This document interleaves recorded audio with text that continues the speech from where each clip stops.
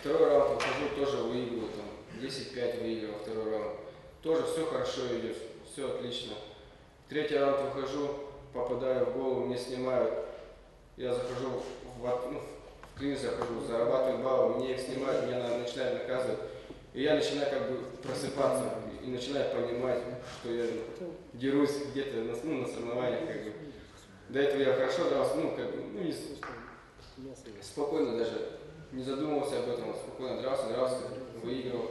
А тут вот меня раз, два, три начали наказывать, я начал уже в атаку меньше идти, начал уже как бы баллы удерживать. Даже когда начал баллы удерживать, меня начали даже там начали наказывать. И он как бы начал сравнивать. И в конце концов он сравнял, и там уже до балла дрались. Ну как я считаю, то что его можно легко выиграть, даже если было нормально чуть-чуть судейство, чуть-чуть объективное.